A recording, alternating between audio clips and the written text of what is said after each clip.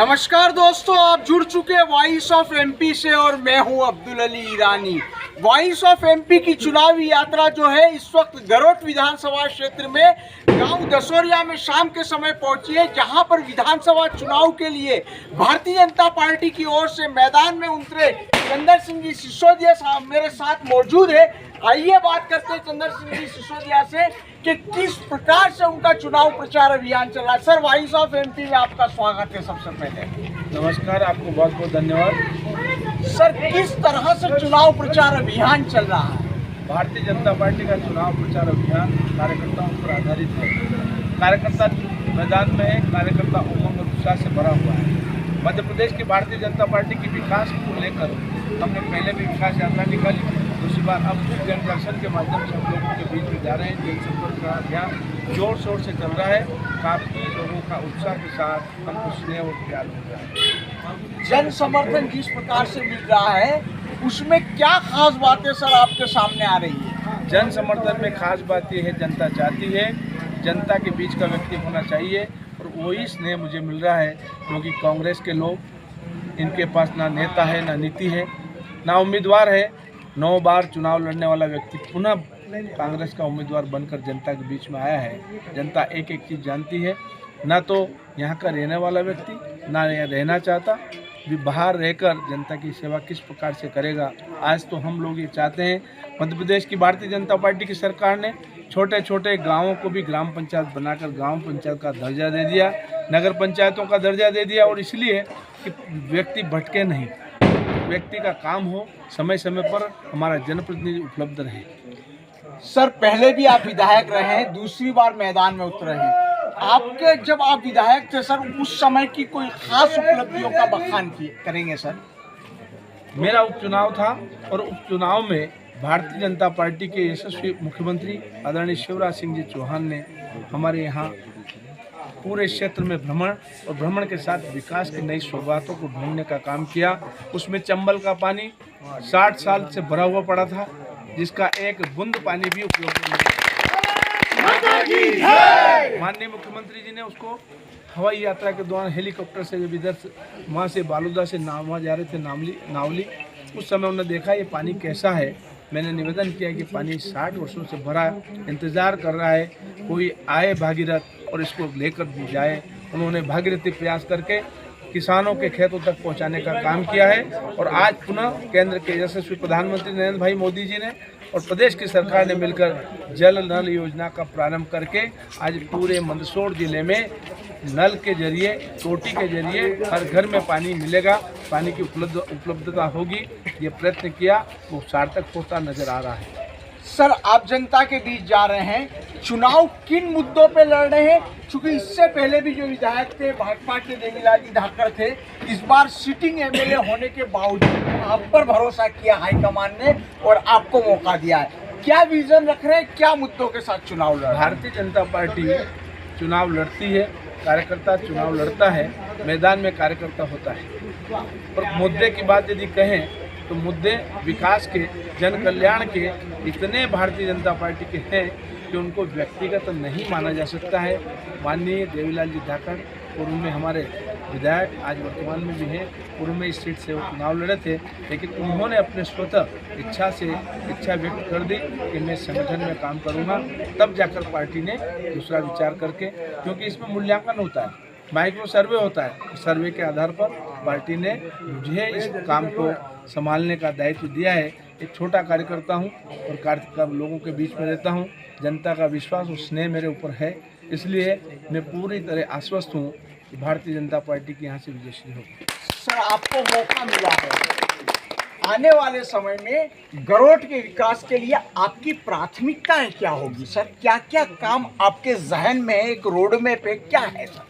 Bharatiya Janata party की सरकार ने इतना विकास, इतना जन कल्याण किया है कि सोचने के लिए व्यक्ति मजबूर है।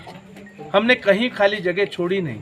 हम बिजली की बात करें, सड़क की बात करें, स्वास्थ्य की बात करें, शिक्षा की बात करें, हमने छात्रों के लिए, किसानों के लिए, गरीबों के लिए जो योजनाएं बनाई है, आज वो पूरी होती नजर आ रही है। इसलिए ऐसा कहीं लग नहीं रहा है कि इसमें कोई प्राथमिक चीज़ छूटी हुई हो।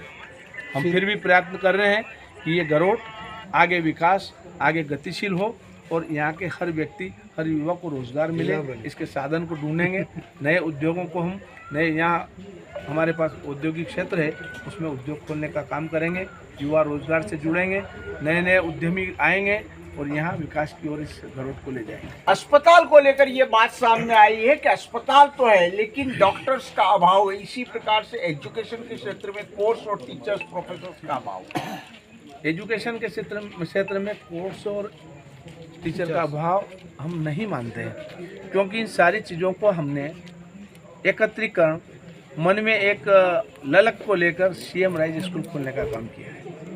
मध्य प्रदेश की सरकार ने शिक्षा देने में, शिक्षा नीति में, एक अमीर का बालक पढ़कर, जिस स्कूल में पढ़कर विद्वता प्राप्त करता है, वैसा एक गरीब मजदूर का व्यक्ति बालक भी पढ़ेगा, सीखेगा, आगे बढ़ेगा। इसके लिए सीएम राइज स्कूल खोला है। सर, गरोट को जिला बनाना एक बड़ी मांग रही है क्षेत्रवासियों की।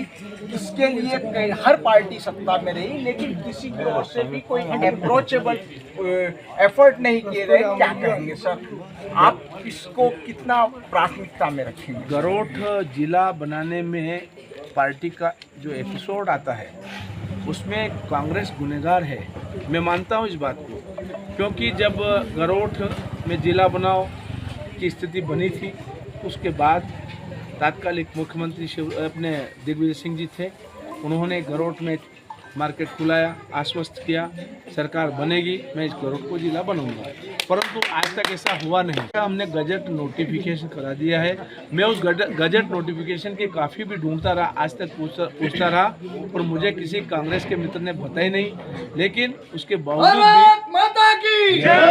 बावजूद भी मैंने मेरे विधायक कार्यकाल में एक यहाँ से टीम ले जाकर, लोगों का एक साथ में ले जाकर माननीय मुख्यमंत्री जी से बात कराई और उन्होंने हमको उस समय भी कहा था इसके ऊपर विचार करना चाहिए, हम विचार करेंगे। आज भी हम आश्वस्त हैं और हम चाहते हैं कि विकास की एक नई ऊर्जा मिले, विकास के नए आयाम बने और गरोट तो जिला बनना ही चाहिए। सर, आखिरी सवाल, स्वयं के लिए क्या उम्मीद रखते हैं और भारतीय जनता पार्टी के लिए मध्य प्रदेश में क्या आशा है? स्वयं के लिए उम्मीद ये है कि मैं गांव का किसान का बेटा हूं, गांव का एक छोटा सा कार्यकर्ता हूं और भारतीय जनता पार्टी ने इस छोटे से कार्यकर्ता के ऊपर भरोसा किया है, तो मुझे पूरा विश्वास है कि हमारे ये भैया हैं, सब गांव के लोग हैं, किसान हैं, सब लोग मुझे प्यार और स्नेह देंगे और भारतीय जनता पार्टी का पुनः परचम लहराएंगे और मध्य प्रदेश की हमारा नेता कैसा हो, हमारा नेता कैसा हो। मध्य प्रदेश की बात करते हैं तो आप और हम सब समझ सकते हैं कि जिस पार्टी ने सबसे पहले विश्व की सबसे बड़ी पार्टी भारतीय जनता पार्टी और प्रदेश में लगातार 18.5 वर्ष तक हमने सरकार चलाई है, उसमें कई नोक-झोंक नहीं, कोई अविश्वास नहीं, पूरा भरोसा उसने लोगों ने दिया है।